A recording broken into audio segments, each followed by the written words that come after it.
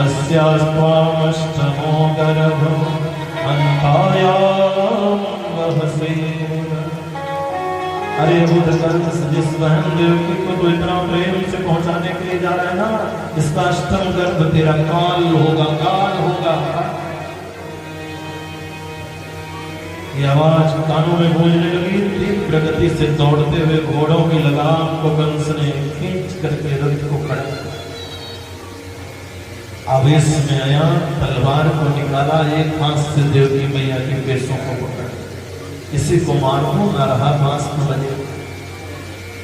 लेकिन व्यासपीठ से निवेदन करूं, किसी भी भाई को, किसी भी पति को, किसी भी पिता को, किसी भी पुत्र को, भाई को बहन का केस पकड़ करके नहीं खींचना चाहिए, पति को पत्नी का केस पकड़ करके नहीं खींचना चाहिए, पति को पति का, पुत्र को बहन माँ का केस पकड़ करके नहीं खींचना चाहिए, भाई को बहन का केस पकड़ करके।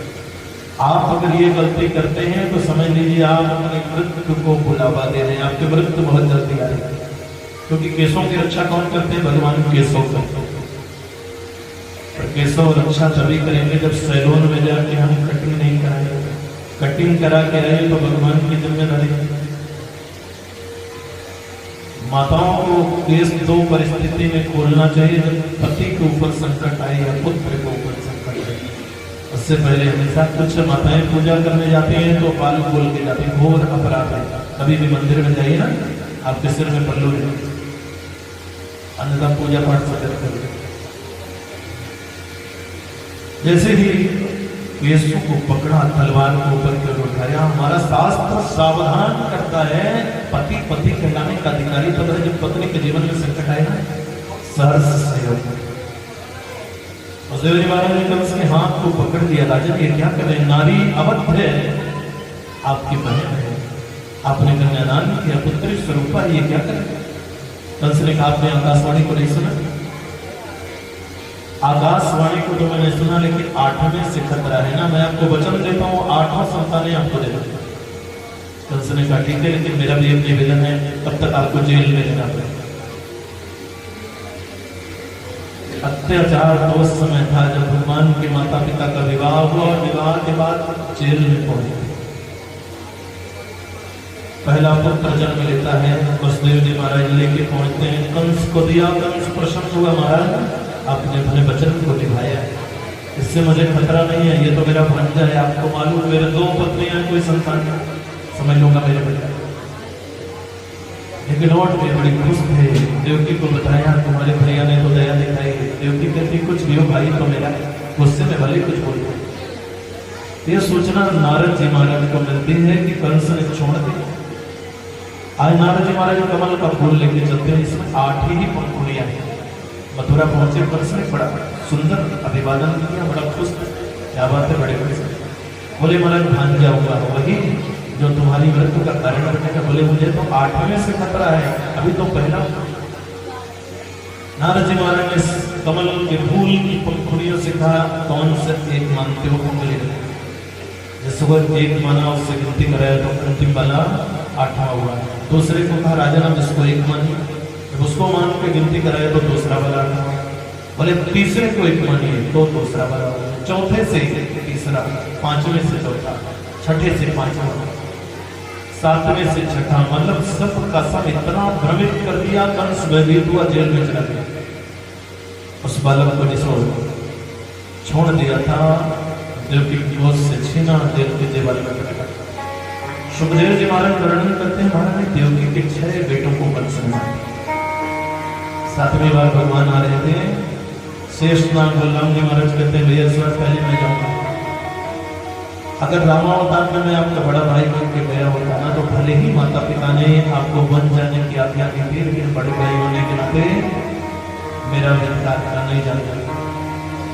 तो 7वीं बार किसका आगमन हो रहा है? बलराम जी महाराज का। भगवान ने योग माया को आदेश दिया, मामा जी मारने के लिए आ जाते हैं ना, इसलिए देवकी मैया के गर्भ से निकाल करके रोहिणी मैया के गर्भ में सकुशल स्थापित करिएगा, बिना किसी नुकसान, बिना किसी कष्ट।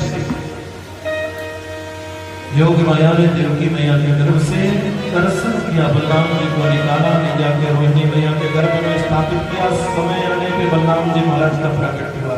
बोले राहुल जी महाराज की सप्तमो वैष्णवम भाम यमनतम प्रचक्षते गर्भो बभूदेवज्ञा हर्षशोक विवर्धना। कंस ने पूछा सातवां क्या हुआ? सैनिकों ने बताया खंडित हो गई संतान, प्रसन्न हुआ। आठवीं बार सरकार को आना है। कंस भयभीत हुआ, आदेश दिया सैनिकों को 1 मिनट नजर नहीं रखनी चाहिए। और भगवान ने योग माया को वृक्ष की कमान दिया। आपको कन्या बन करके कहां पहुंचना है? गोकुल में नंद भवन, क्योंकि मैं अवतार तो मथुरा में लेने वाला हूं, लेकिन पहुंचूंगा कहां? गोकुल। ठंड का दिन व्यतीत हुआ, गर्मी भी चली गई, वर्षा ऋतु आई, मूसलाधार बारिश हो गई। ऐसा लग रहा है मानो श्याम के आगमन की सूचना में प्रकृति ने हरी हरी साड़ी पहनी। अब क्या बात है, सबके सब स्तुति करने में लगे। देवता लोग आए निवेदन करें, सत्य व्रतम सत्य परम सत्यम सत्यस्य योनिं निहितं च सत्यं सत्यस्य सत्यामृत सत्यनेत्रं सत्यात्मकं त्वां शरणं प्रपन्नामि। इस श्लोक में 9 बार सत्य शब्द आया। परमात्मा के लिए संकेत है कि आप पूर्ण सत्य, आप जो भी करेंगे उसमें हित होगा, लेकिन आने के बाद मामा के पक्ष में मत जाएगा। गतिशील समय आगे की ओर, आषाढ़ का महीना, जितने पशु पक्षी हैं अपनी अपनी आवाज में प्रार्थना करना आरंभ करते हैं। आषाढ़ चायम बनी बहारं जलधारं कादुर्जटारं मयूरपुकारं हरितावतारं नलयीसंहारं व्यासयातारं नन्दकुमारं